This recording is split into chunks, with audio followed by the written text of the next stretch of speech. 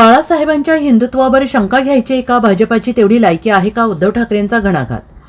UAE सध्या सुरू असलेल्या आशिया चषक क्रिकेट स्पर्धेत भारत आणि पाकिस्तान यांच्यातील साखळी फेरीतील सामना उद्या 14 सप्टेंबर रोजी रंगणार आहे. या पार्श्वभूमीवर भारताने पाकिस्तान विरोधात खेळू नये अशी मागणी करत शिवसेना ठाकरे गट आक्रमक पवित्रा घेत आहे. मात्र यावर भाजप नेत्यांनी पलटवार करत पाकिस्तानचा माजी क्रिकेटपटू जावेद मियांदाद आणि बाळासाहेब ठाकरे यांच्यात मातोश्रीवर झालेल्या भेटीचा संदर्भ देत शिवसेनेवर टीका केलेली आहे. आता शिवसेना ठाकरे गटाचे प्रमुख उद्धव ठाकरे यांनी पत्रकार परिषद घेत भाजपावर जोरदार हल्लाबोल केला आहे. उद्धव ठाकरे यांनी म्हटले, आज मी अत्यंत विषण्ण मनाने सांगतो आहे असं म्हणत उद्धव ठाकरे यांनी भारत पाकिस्तान क्रिकेट सामन्यावरून केंद्र सरकारवर आणि भाजपवर जोरदार हल्ला चढवला. उद्या भारत आणि पाकिस्तान यांच्यात क्रिकेट सामना होणार आहे, पण अजूनही पहलगाम येथे झालेल्या दहशतवादी हल्ल्याचे जखमांचे घाव भरलेले नाहीत. या हल्ल्यातील शहीद जवानांचे रक्त अजूनही सुकलेलं नाही आणि त्या घटनेनंतर आम्हाला वाटलं होतं की पाकिस्तानचे 2-3 तुकडे होतील. त्यावेळीस एक चढाई झाली होती, त्याला ऑपरेशन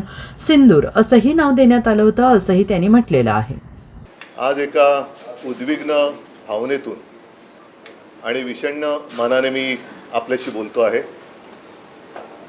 उद्या मला वाटतं अबुधाबी का कुठेतरी हिंदुस्थान आणि पाकिस्तान यांच्यातला क्रिकेट सामना आहे. आणि मी उद्विग्न आणि विषण्ण हे 2 शब्द एवढ्यासाठी वापरले की अजूनही जो हल्ला पहलगाममध्ये आपल्या भारतीयांवरती झाला, त्याच्यामध्ये ज्या पर्यटकांची हत्या केली गेली, त्यांचं रक्त सुकलेलं नाही, घाव भरलेले नाहीत.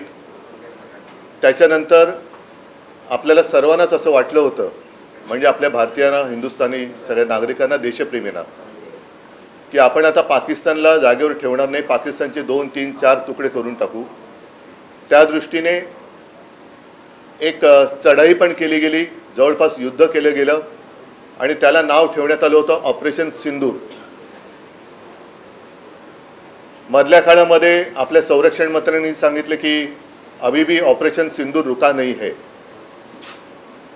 एकूणच ते जे काय वातावरण होतं, हे वातावरण आपल्याला काही नवीन नाही आहे. कारण थोड्या दिवसांनी म्हणा, काही वर्षांनी म्हणा, पाकिस्तान आपल्या देशावरती आतंकवादी हल्ले करतं. त्यावेळेला आपण सगळे उठून जागे होतो, सरकार पण चवताळल्यासारखं उठतं, आपले सैनिक शौर्य गाजवतात. आणि याही वेळेला ज्या बातम्या येत होत्या, त्या बातम्या जवळपास पाकिस्तान आपण पादाक्रांत करतो आहोत अशा स्वरूपाच्या बातम्या होत्या. शौर्याने तर म्हणजे सैनिकांनी तर शौर्याची परिसीमा गाठली होती. अचानक काय झालं, कुठून कळ फिरली, काय सांगता येत नाही. ट्रम्प म्हणतायत की त्यांनी युद्ध थांबवलं, व्यापारासाठी युद्ध थांबवलं. वातावरण म्हणजे मला आठवते की त्याच सुमारास आपल्या देशाचं नाव भालाफेकीमध्ये उज्ज्वल करणाऱ्या नीरज चोप्रानी एक पाकिस्तानी प्रशिक्षक आपल्या देशात बोलवला होता. आता ते आमंत्रण त्यांनी कधी दिलं होतं, द्यायला हवं होतं की नव्हतं, त्याच्यानंतर तो प्रशिक्षक तर काय आलेला नाही. पण त्या नीरज चोप्रांना जे काही अंधभक्त आहेत, त्यांनी देशद्रोही बोलण्यापर्यंत मजल गाठली होती. त्याचा मनस्ताप त्यांना काय झाला असेल याची मला कल्पनाही करवत नाही. पण आता अचानक असं काय झालं की पाकिस्तानबरोबर आपण युद्ध पुकारलं होतं आणि त्याच पाकिस्तानबरोबर उद्या क्रिकेट मॅच खेळतो आहोत. तुम्हाला सगळ्यांना कल्पना आहे की ऑपरेशन सिंदूर केल्यानंतर जगभरामध्ये आपल्या पंतप्रधानांनी सर्वपक्षीय शिष्टमंडळ पाठवली होती. कशासाठी? तर आमची लढाई आतंकवादाच्या विरुद्ध आहे आणि आमच्या देशात आतंकवाद पाकिस्तान फैलवतो आहे. आता नेमकं मोदीजींचं काय म्हणणं आहे? मला असं वाटतं की ही देशभक्तीची थट्टा आहे. नुसती थट्टाच नाही, तर देशभक्तीचा हा व्यापार चाललेला आहे. देशभक्तीचा व्यापार, यांना व्यापारापुढे देशाची सुद्धा आता काही किंमत राहिलेली नाहीये. राजनाथ सिंगना मला विचारायचंय आणि अमित शहाना सुद्धा मला विचारायचंय की तुम्ही आता हे युद्ध थांबवलंय हे जाहीर करणार आहात का? आणि ज्यांनी नीरज चोप्राला देशद्रोही म्हणाले होते, अगदी आपल्या सोफिया कुरेशी ज्या लष्करातले एक तडफदार महिला अधिकारी आहेत, त्यांना हे मी गदडे शब्द वापरतोय, नालायक शब्द वापरतोय, भाजपचे अंधभक्त हे पाकिस्तानची बहीण म्हणाले होते, आतंकवादियों की बहीण म्हणाले होते. त्या गदड्यांचं आता काय करणार?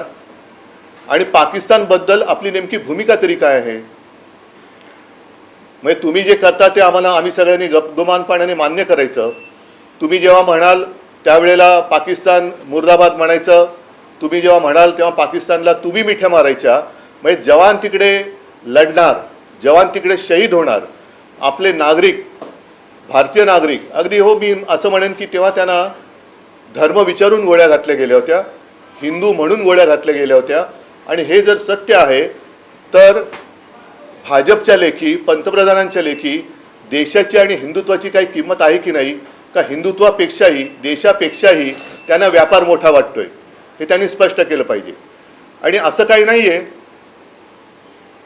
की जे म्हणाले होते ना की खून और पाणी साथ में नहीं बह सकता, म्हणून मी म्हटलं की असं काही नाही आहे की एखाद्या खेळावरती आपण बहिष्कार टाकला म्हणजे काही लगेच जागतिक संकट ओढवतंय, अजिबात नाही आहे. यापूर्वी सुद्धा अशा घटना घडलेल्या आहेत. मी तर म्हणेन ही अजून एक मोठी संधी आहे. जे पंतप्रधानांना जगभरामध्ये शिष्टमंडळ पाठवून जमलेलं नाही ते एका या सामन्यावरती बहिष्कार टाकून आपण जगाला दाखवू शकलो असतो की आतंकवादाच्या विरुद्ध आम्ही आहोत.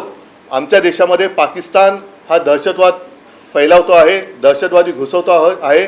आणि जोपर्यंत पाकिस्तान या कारवाया थांबवत नाही तोपर्यंत आम्ही पाणीच काय, कोणतेही संबंध पाकिस्तानबरोबर ठेवणार नाही. आणि हीच भूमिका शिवसेना प्रमुखांची होती. मला आठवते मी स्वतः तेव्हा हजर होतो. जावेद मियादाद इकडे आले होते किंवा आला होता, त्याला तोंडावरती ठामपणाने बाळासाहेबांनी सांगितलं होतं, हिंदू हृदय सम्राटांनी सांगितलं होतं की हे सगळा फालतूपणा बंद कर. जोपर्यंत पाकिस्तान आमच्या देशाशी नीट वागत नाही तोपर्यंत क्रिकेट वगैरे मी माझ्या देशात होऊ देणार नाही. आणि मग मला आज खरोखर सुषमा स्वराज यांची आठवण येते. त्या परराष्ट्र मंत्री होत्या आणि आत्ताचे जे आहेत जयशंकर, नुसतं नावात शंकर आहे, बाकी काय करतात कल्पना नाही मला. जयशंकर, कसला जय आणि कसला शंकर? हे जयशंकर तेव्हा त्यांचे मला वाटतं अधिकारी होते, सेक्रेटरी होते.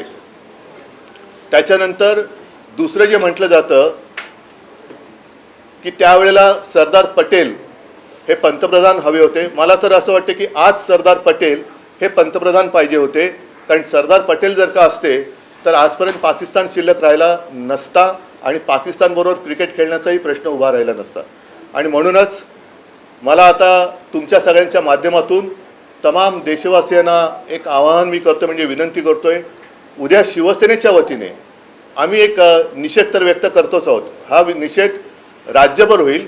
मी तर म्हणेन संपूर्ण देशात जे जे देशभक्त आहेत त्यांनी हा निषेध केला पाहिजे. या bureau report SBN Marathi, Mumbai.